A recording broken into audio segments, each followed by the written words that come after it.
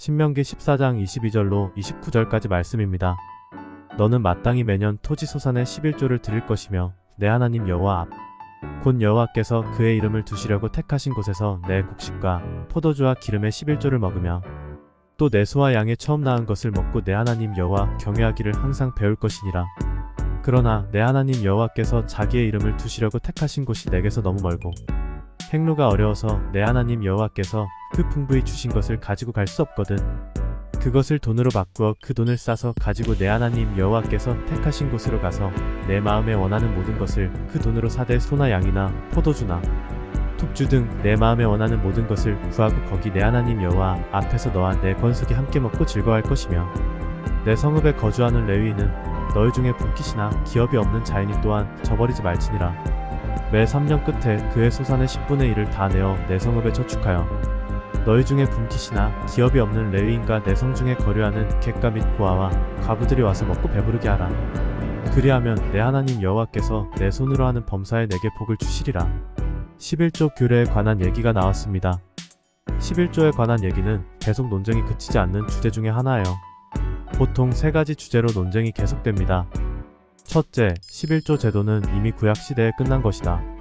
그래서 더 이상 11조는 논할 필요가 없다라고 주장하는 분이 있고, 두 번째 주장은 11조 헌금은 신약시대에도 유효한 제도로서 11조는 철저히 지켜야 할 하나님의 명령이다.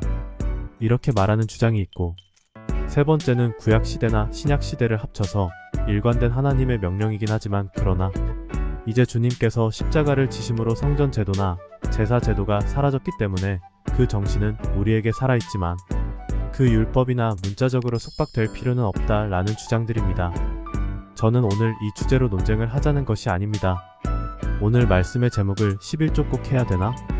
제목을 그렇게 붙였지만 11조는 꼭 하게 됩니다. 꼭 해야 되냐라고 질문할 일이 없어요. 하나님의 은혜를 받으면 그건 당연히 그냥 자연스럽게 하게 된다는 것입니다. 왜 그런지 오늘 우리가 한번 말씀을 통해서 확인해 보기를 원합니다. 신명기 14장 22절 말씀입니다. 너는 마땅히 매년 토지 소산의 11조를 드릴 것이며 너는 마땅히 토지 소산의 11조를 드리라고 되어 있습니다. 자, 그러므로 잘 아는 대로 11조라는 말 자체는 어디서 시작이 됐느냐는 것입니다. 성경 전체를 통틀어서 11조라는 말이 처음 나오는 것은 잘 아시는 대로 창세기에 아브라함이 멜기세덱에게 주는 것으로 시작이 됩니다. 창세기 한번 찾아보십시다.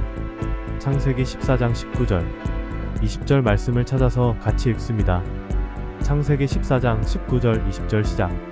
그가 아브라함에게 축복을 이루되 천지의 주제이시오 지극히 높으신 하나님이여 아브라함에게 복을 주옵소서. 너희 대적을 내 손에 붙이신 지극히 높으신 하나님을 찬송할지로다.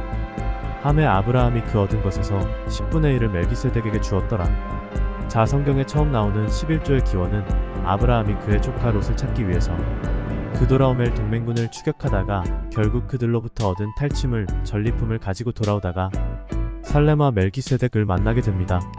멜기세덱을 만나죠. 아브라함을 만난 멜기세덱이 이렇게 축복을 합니다. 지극히 높으신 하나님 아브라함에게 복을 주십시오. 그리고 내 대적을 손에 붙이신 그 높으신 하나님을 찬송하게 하십시오. 이렇게 축복을 받고 그 축복을 받은 아브라함이 빼앗아오던 탈취물의 10분의 1을 멜기세덱에게 주었더라. 이것이 최초의 11조 이야기의 시작이에요. 그러면 복이 먼저 왔습니까? 11조를 먼저 내고 복을 받은 겁니까? 당연히 하나님께서 부어주신 복에 대한 반응으로 하나님이 내게 주신 복과 하나님이 내게 베풀어 주신 그 모든 것에 대한 자연스러운 반응으로 아브라함은 11조를 드린 거예요. 반면에 이삭은 11조를 드렸나요? 흔적이 없어요. 그리고 야곱에 와서 또 11조라는 말이 나오잖아요. 창세기 28장 20절에서 22절까지입니다. 야곱이 서원하여 이르되 하나님이 나와 함께 계셔서 내가 가는 이 길에서 나를 지키시고 먹을 양식과 입을 옷을 주시어 내가 평안히 아버지 집으로 돌아오게 하시오면 여호와께서 나의 하나님이 되실 것이요 내가 기둥으로 세운 이 돌이 하나님의 집이 될 것이요 하나님께서 내게 주신 모든 것에서 10분의 1을 내가 반드시 하나님께 드리겠나이다 하였더라. 아브라함의 11조는 일회성이에요. 근데 야곱이 베델에서 하나님을 만나고 나더니 감동한 나머지 하나님이 주신 모든 것에서 10분의 1을 드리겠다고 자기 입으로 약속을 한 거예요. 하나님이 내놓으라고 했습니까? 이삭에 와서 그게 끊어진 듯 하다가 야곱에 와서 이 11조가 다시 나오게 됩니다. 그리고 모세 시대로 들어오게 되면 모세는 율법으로 정하게 되는데, 그 목적은 레위인들이 하나님의 기업이 없이 가나안 땅에 들어가서 하나님의 일을 해야 될 그 본업에 충실하기 위해서, 하나님의 통치가 가나안 땅이 이루어지기 위해서는 말씀이 다스리는 나라를 만들어야 되고, 신정 정치의 핵심은 말씀이 다스리는 정치인데, 그 말씀에 전무하도록 하기 위한 이 레위인들의 삶과 생계를 하나님께서 보장하시는 것입니다. 레위기 마지막에 한번 봅시다. 거기에 21조가 이제 명문화되기 시작합니다. 레위기 27장 30절 먼저 읽습니다. 그리고 그 땅의 110곳 그 땅의 곡식이나 나무의 열매는 그 110은 여호와의 것이니 여호와의 성물이라. 또 32절 보십시오. 모든 소나 양의 11조는 목자의 지팡이 아래로 통과하는 것의 10번째 것마다 여호와의 성물이 되리라. 이 10번째 것까지 해서 이 우양까지 합쳐서 토지의 소산과 합쳐서의 11조는 당연히 그들에게 주어져야 한다는 것을 하나님의 것이기 때문에, 하나님의 선물이기 때문에 내 몫이 아니라는 것을 얘기를 해두는 것이죠. 나중에 이스라엘 백성이 가나안 땅에 들어와서 왕정을 요구하게 됩니다. 그리하여 결국 일종의 조세제도 같은 것들이 부과되기 시작합니다. 왕정하에서는 이 11조가 일종의 조세적 형태를 띠게 되는 것이고, 그 다음에 민수기로 오게 되면 이렇게 되어 있어요. 민수기에서 다시 한번 레위인에 관한 규정을 우리가 확인하고 넘어가고자 합니다. 민수기 18장 26절이에요. 11조의 가장 첫 번째 뚜렷한 성격은 레위인에게 주는 것이다. 18장 26절입니다. 너는 레위인에게 말하여 그에게 이르라. 내가 이스라엘 자손에게 받아 너희에게 기업으로 준 11조를 너희가 그들에게서 받을 때 그 11조의 11조를 거제로 여호와께 드릴 것이라. 여기서는 다시 레위인들까지도 11조를 내라. 레위인들에게 11조가 전해지면 레위인들도 11조를 내면 그 레위인들의 11조를 모아서 제사장 아론에게 간다. 이렇게 돼 있어요. 그래서 레위인들도 11조로부터 자유롭지 않은 그런 모습을 보게 됩니다. 이스라엘 백성들의 11조 잘 지켜졌을까요? 가나안 땅에 가서 잘 안 지켜졌습니다. 그래서 레위인들이 먹고 살기가 어렵게 됐어요. 사사시대의 레위인들이 탈선한 기록들이 드러나게 되어 자기 생계를 자기가 해결하다가 생기는 그런 부작용들이 생긴 것이죠. 그래서 레위인 첩사건 같은 것들이 기록이 되게 되고, 결국 그 첩사건으로 인해 가지고 베냐민 지파를 진멸하고자 하는 이스라엘 내전이 발생하는 데까지 이르게 된다는 것이죠. 그리고는 바벨론 포로로 끌려갔다 와서 다시 11조 제도를 제대로 지키자고 했지만 제대로 지켜지지 않았어요. 그리고는 기껏 가져오는 것조차도 타락된 재물들을 가져왔습니다. 성경 말라기 제일 마지막 끝에 가면은 그 제도가 붕괴 직전에 이르게 됩니다. 말라기 우리가 한번 다시 성경을 볼게요. 말라기를 한번 보시면은 1장 한번 보세요. 1장 7절부터 9절까지입니다. 너희가 더러운 떡을 나의 제단에 드리고도 말하기를 우리가 어떻게 주를 더럽게 했나이까 하는도다. 이는 너희가 여호와의 식탁은 경멸에 여길 것이라 말하기 때문이라. 만군의 여호와가 이르노라. 너희가 눈먼 희생 제물을 바치는 것이 어찌 악하지 아니하며 저는 것과 병든 것을 드리는 것이 어찌 악하지 아니하냐. 이제 그것을 너희 총독에게 드려보라. 그가 너희를 기쁘게 기뻐하겠으며 너를 받아주겠느냐? 만군의 여호와가 이른다. 너희는 나 하나님께 은혜를 구하면서 우리를 불쌍히 여기소서 하여 보라. 너희가 이같이 행하였으니 내가 너희 중 하나인들 받겠느냐? 그들이 하나님께 바친 제물들 말이죠. 눈먼 것 저는 것 쓰다. 남은 것 필요 없는 것 무슨 재고 정리하듯 가져오는 것 그런 걸 내가 받겠냐? 하나님이 이제 흥분하신 것이죠. 그래서 우리가 잘 아는 대로 내가 그걸 제대로 주면 복을 넘치도록 부어주나 안 주나 한번 보라 하는 말라기 말씀까지 우리가 읽게 된 거예요. 근데 이런 11조 제도와 여러가지 것들이 타락하고 부패하고 정하기가 어렵게 된 상황이 결국은 레위인들이라고 하는 그 존재 때문이고 성전을 유지하고자 하는 성전 시스템에서 비롯된 것들이란 말이에요. 근데 예수님께서 오셔서 성전이 다 무너질 것이다 라고 말씀을 하셨고 그분께서는 또한 십자가를 지시면서 다 이루었노라 라고 선언하심으로써 이제 구약적 제도화에서 있었던 종교제도 전체를 유지하기 위한 11조는 그 근거를 사실상 잃어버리게 된 것과 마찬가지죠. 그러나 예수님이 살아계실 때 예수님이 그 땅에서 계실 때는 어떻게 하셨어요?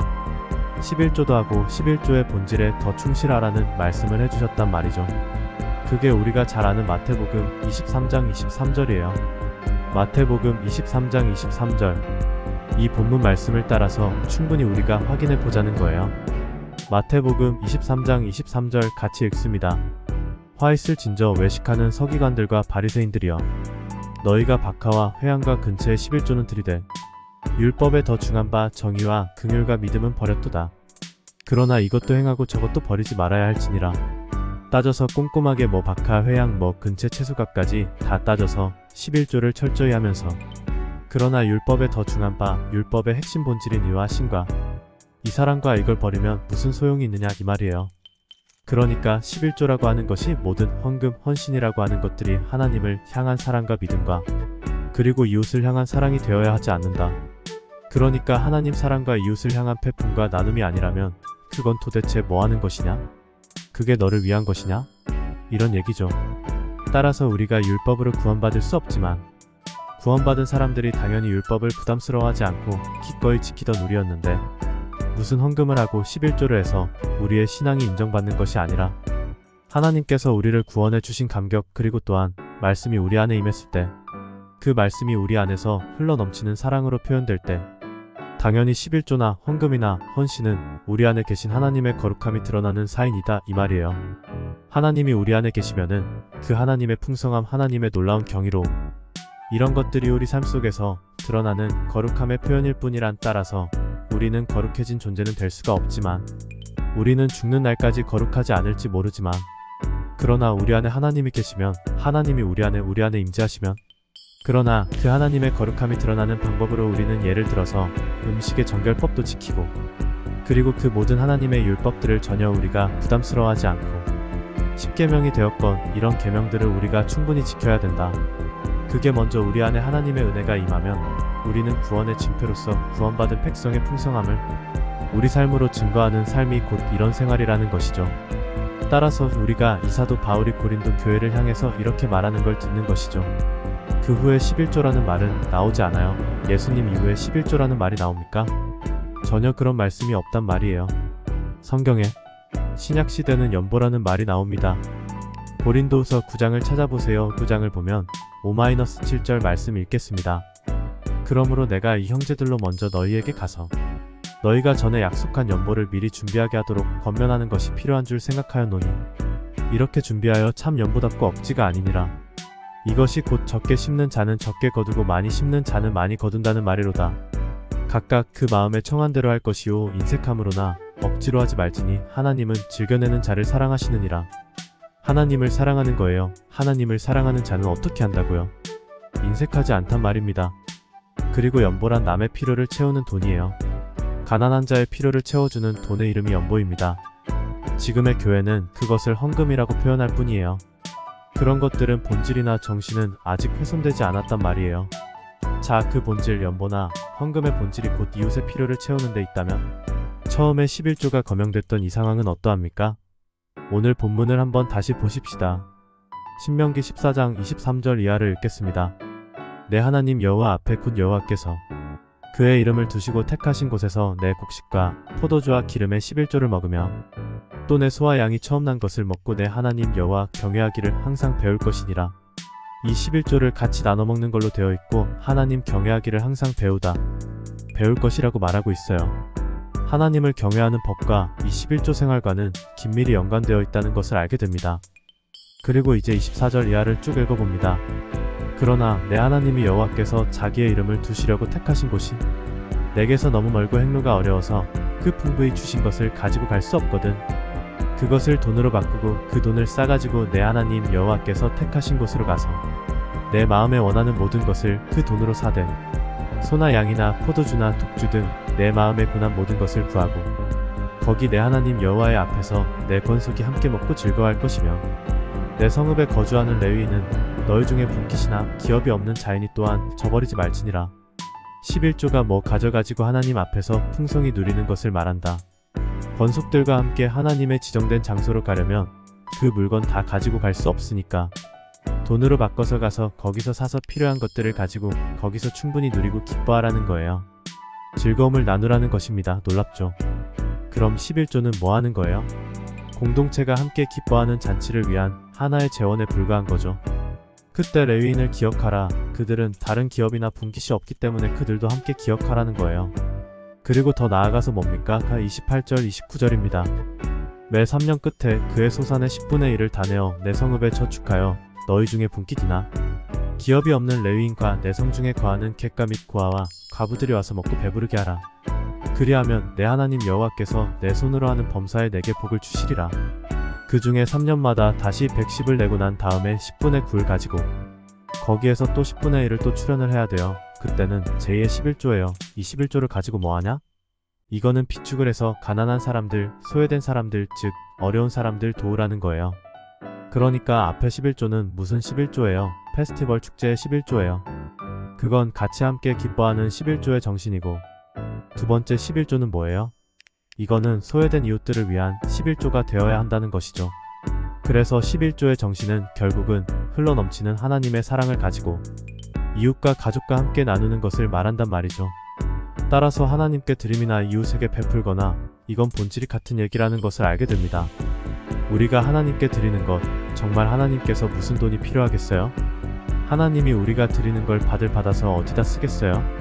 따라서 우리는 하나님께서 이 11조라는 것을 통해서 첫째는 모든 소유가 인간의 것이 아님을 기억하게 하는 것이죠.